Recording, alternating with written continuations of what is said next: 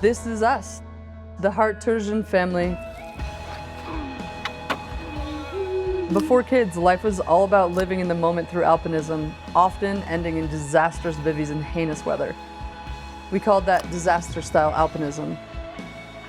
And then, next thing we know, we're parents. Matis and Mika arrived, and now we're experimenting with disaster-style parenting.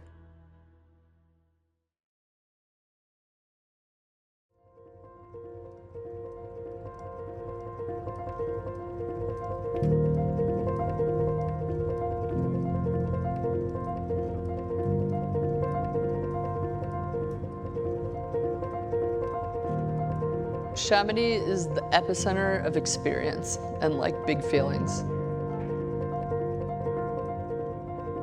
And everybody comes here to live the feelings in the mountains. I think one of the magical parts of being here is how quickly we have access to nature, and like we decided to go up to the Brevant for the weekend to go rock climbing and to camp and stuff. It's literally out our backyard. Mika and I go there for a lunch break sometimes to go snowboarding. Like it's literally like a park. You've done a bunch of the small ones up here with Papa. So we picked a little climb that's accessible from the Telekabine, and it's the end of the first week of school, so end of a long summer. So I'm kind of psyched to be in the mountains one last time before the fall comes. But there's also kind of the coup de fatigue, a little bit of tiredness from the kids. So finding a happy place for everyone to... From us? Yeah. And Papa? Yeah. But Miko said first thing we got on the lift, oh, I love the mountains, so I think just being back up is pretty cool.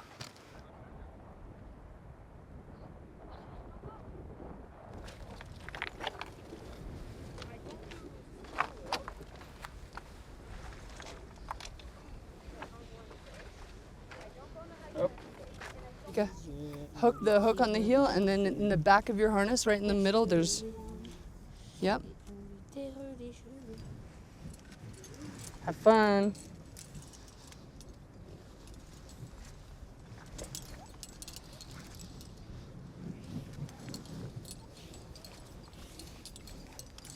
What happens if he falls there? Well, I would catch him, but he would go a little ways.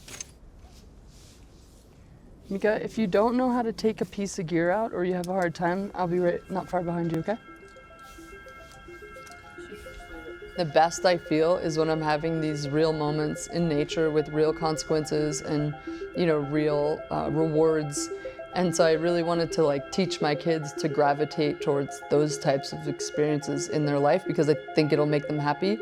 And I think it'll make them good people with good morals and good priorities. That is like what I hope to see the next generation of kids.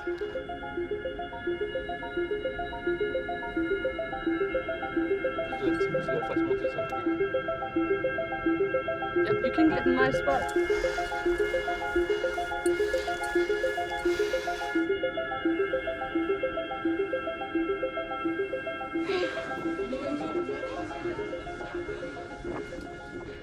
Mais pourquoi t'es là-haut? Pourquoi t'es là-haut? I'm gonna come right behind you. Okay, I'm on belay, but your hands are off. Okay, I'm coming. Look at your feet. You're laying flat on the rock. There's lots of feet holds. Yeah, right there. Yep. Take a deep breath. Funny! Yeah, good job. There you go. Okay, look at your knees. Yes! Okay. There's nothing else I can hold on to. Push like a star. Push on both sides like a star. There you go. Then there's another foot there. Bring your right foot across. Push. Yes! Push your body up. There you go. Keep going and you're going to reach the peak. Hold in the quick draw. This? Yeah. Okay. Go ahead. There's a foot here. Up a little bit more. Then right there. Push. There you go. Oh, c'était facile, non? Non. Non. J'aime pas ça. Hein? Tu peux me descendre? Mika, you're a champion. You're a champion. Yeah, whatever. Well, it feels indulgent to have that at our doorstep and to realize that we can go up there every day And, you know, they're 10 and 12 and they're soon getting into ages where they're more independent without us. And so they have to make choices on their own. And I really hope that all these adventures and education like puts them on a good path with good priorities, to care about the environment and other people, and to know that they can try hard and try things that are scary and not really know that they're always going to succeed, because the kind of magic that comes from that, it's pretty cool.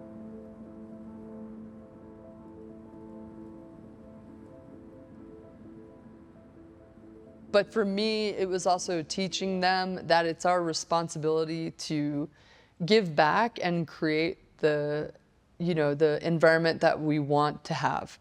That it's great to go and take this like big high from the mountains, but if you don't ever give anything back, it's pretty empty in the end. And eventually Matthias wanted to do his own project. So that's where Cookies for Climate came from.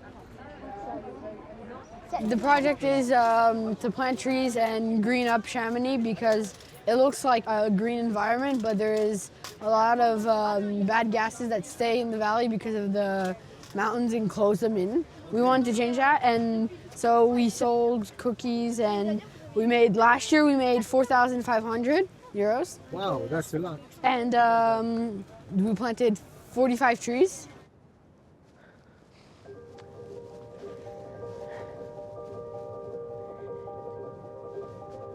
It was a learning process for me, for sure, and a learning process for him, and it was a successful project, but it connected us to more than just what we thought it would. We connected with a local farmer who took the project on, who helped us to plant the trees, and then Matthias ended up volunteering at his farm and learned how to, like, food production through how he raises his cows, and it became this bigger thing than I imagined. Sometimes when it's hot in the summer and I'm like, I have too much homework, I'll just come here when I'm done and breathe. It feels amazing. I don't really feel like it's parent, I feel like it's brother, almost, in a way. I feel like I helped it grow. And it's amazing that I got to plant this tree and do everything about it, and that it's in the valley right next to my house.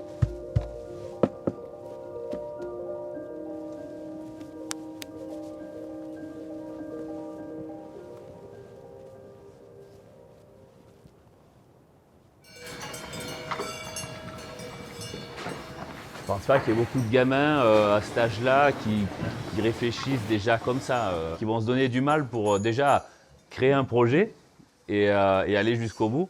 Et donc du coup, tout de suite, je lui ai proposé de collaborer par le prêt de terrain, ainsi de suite. Et ça fait vraiment plaisir d'avoir des gamins comme ça et puis de créer cette relation. C'est aussi leur vache, c'est leur patrimoine, c'est pas moi qui crée le patrimoine. Le peu qui reste dans la vallée, il faut arriver à le conserver. Ça, ce sera nos générations futures. Et voilà, il faut le soutien de la population pour ça. Donc il faut plein de Mathias, quoi.